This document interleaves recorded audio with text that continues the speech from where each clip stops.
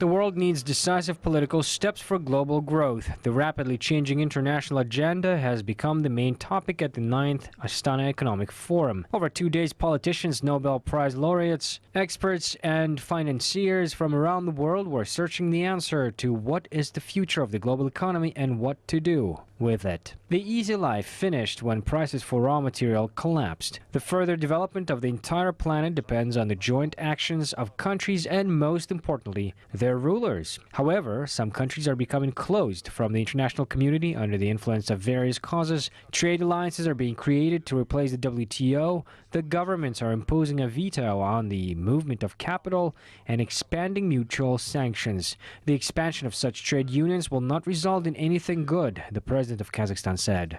Сегодня мы стоим накануне создания Азиатско-Тихоокеанского торгового блока Соединенных. Today we're facing the creation of the Asia-Pacific bloc with the United States. We hear about the talks on the upcoming negotiations and agreements of Europe-America. We are creating the SCO in the Central Asia and Eurasian region. At the meeting in June, we will probably consider the question on the admission of India and Pakistan and possibly Iran to the organization. The population of the SCO will total 3 billion. 3 trading blocs are being created.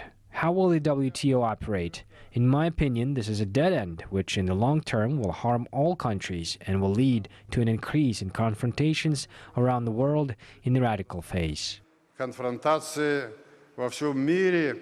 Because resources are short-lived and raw material prices are unstable, it is necessary to invest in human resources, the president of Kazakhstan believes, and above all, the international community should pay attention to the poorest countries. To solve this problem, I suggest forming the Human Capital Development Fund under the UN. The fund will aim to improve the quality of education and healthcare in the poorest countries. According to UNESCO, about $50 billion a year is needed just to provide basic education in these countries.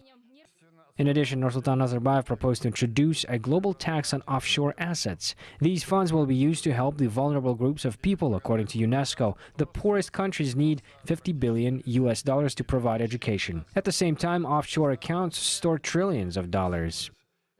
Сегодня, по оценкам мировых экспертов, на офшорных счетах хранится от 30 до 40 триллионов долларов США. Today, according to the assessment of world experts, the offshore accounts keep $340 trillion. The introduction of at least 1% global tax on these assets would bring education and health in developing countries to a new level. The funds from this tax could be accumulated at the above-mentioned Human Capital Development Fund. I think that the IMF, the World Bank, would be able to propose effective measures for the global economy, de-offshorization. Могли бы предложить эффективные меры по деофшоризации глобальной экономики.